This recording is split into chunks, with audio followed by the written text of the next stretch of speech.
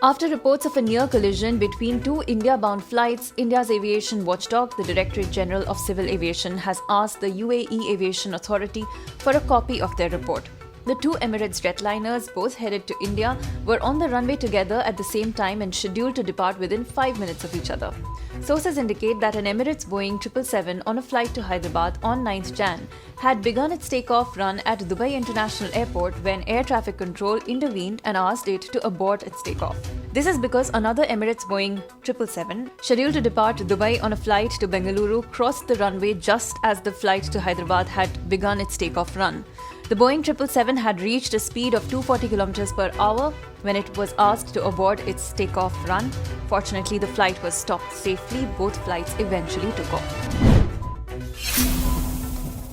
Delhi reported 24,383 new COVID cases in the last 24 hours, 15.5% lower than yesterday. The positivity rate in the national capital jumped to 30.64%.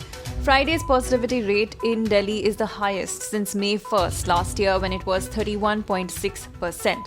During that period, India was battling the second wave and hospitals across the country were struggling to arrange beds and medical oxygen for patients.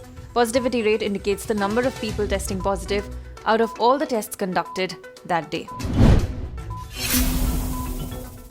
Delhi police on Friday recovered an improvised electronic device or IED from a flower market at Ghazipur. Locals spotted an unattended bag and alerted the police. Fire officials received information at around 10:19 a.m. Officials from the Delhi Police Special Cell, the National Security Guard and fire personnel were present at the spot. Delhi police said a case was being registered under the Explosives Act.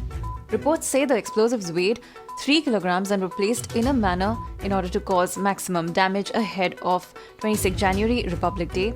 The NSG conducted a controlled explosion to neutralize the IED. A video of BSP worker Arshad Rana sobbing inconsolably after being denied a ticket in the upcoming election in Uttar Pradesh has surfaced on Friday.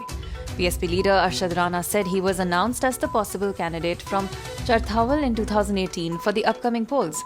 He alleged that he was asked to pay 67 lakh rupees for the ticket and has been working in Charthawal for the past 4 years, hoping to be fielded, but he was not. Novak Djokovic is set to be detained on Saturday after Australia cancelled his visa for a second time in a row over his right to remain in the country unvaccinated. The decision on health and good order grounds means he faces deportation and a 3-year visa ban. Djokovic's lawyers called the decision patently irrational and will appeal. The men's tennis number 1 is still scheduled to play in the Australian Open in Melbourne on Monday.